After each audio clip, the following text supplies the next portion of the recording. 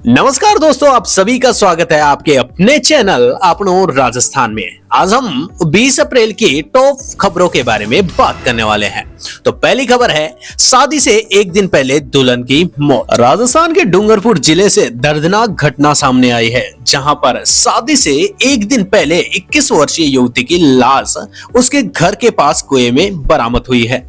घर में शादी की तैयारी चल रही थी, लेकिन अचानक इस खबर की वजह से जश्न मातम में बदल गया। मृतक के परिजन ने हत्या की आशंका जताई है और पुलिस इस मामले में जुट चुकी है। अगली खबर निकल करके आ रही है ब्यावर के विजयनगर थाने से, जहां पर नाबालिग लड़कियों से छेड़छाड़ और शोषण का मामला दर्ज हुआ है। ब्यावर के विजयनगर थाने में दर्ज 3 नाबालिग लड़कियों से छेड़छाड़ के मामले को गुरुवार को अजमेर की पोक्सो कोर्ट में चार्जशीट दाखिल की गई है।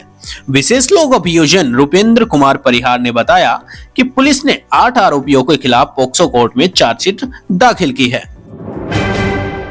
रणथंभौर में बाघ ने 7 साल के मासूम को बनाया निशाना। रणथंभौर टाइगर रिजर्व में 16 अप्रैल को एक बाघ ने 7 साल के कार्तिक को अपना शिकार बनाया।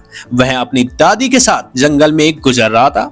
इस घटना के बाद विनेत्र गणेश मंदिर का रास्ता एक हफ्ते के लिए बंद कर दिया गया है। वन मंत्री ने मुआवजे और बाघों की निगरानी बढ़ाने की घोषणा की है। अगली खबर निकल करके आ रही है अजमेर के पिसांगन से, जहां पर प्रेमिका के साथ मिलकर के पति ने की गर्भवती पत्नी की हत्या।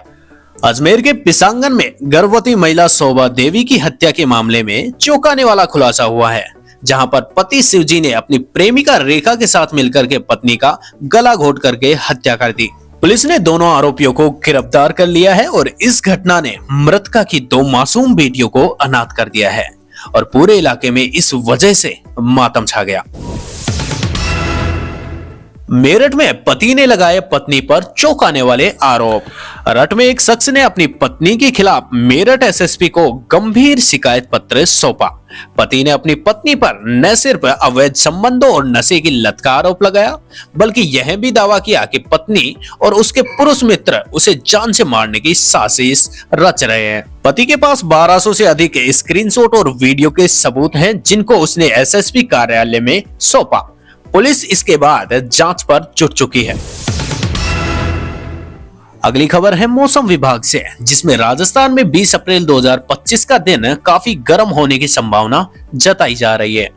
आगे बात करते हैं US China trade war. America और चाइना के बीच टैरिफ युद्ध फिर सुर्खियों में है। अमेरिकी राष्ट्रपति ने दावा किया है कि चीन ने टैरिफ पर बातचीत के लिए संपर्क किया है।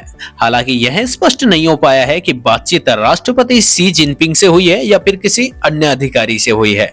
इससे पहले अमेरिका ने चीन पर 245% तक टैरिफ लगा दिया था। अगली खबर निकल करके आ रही है नोएडा से, जहां पर कुत्ते को कार से बांध करके 3 किलोमीटर तक घसीटा गया, जिससे आरोपी को गिरफ्तार कर लिया गया। नोएडा में एक शख्स ने जर्मन शेफर्ड नस्ल के कुत्ते को कार से बांध करके करीब 3 किलोमीटर तक घसीटा। यह घटना बुधवार की बताई जा रही है। कुत्ते को मालकिन जो है, जिनका नाम है शोभा रानी, उन्होंने बताया कि आरोपी अमित का 10 साल का बेटा उसके कुत्ते को पत्थर मार रहा था, जिससे कुत्ते ने भौंककर जवाब दिया, जिससे बच्चा गिर गया। इसके बाद अमित ने कुत्ते को डंडे से पीटा, फिर उसे कार से बांध करके सड़क पर घसीटा। इस दौरान कुत्ता पूरी तरीके से घायल हो गया और उसकी गंभीर हालत हो गई। अगली खबर है मुख्यमंत्री निःशुल्क बिजली योजना से। राजस्थान में पहले 100 यूनिट तक की बिजली मुफ्त थी।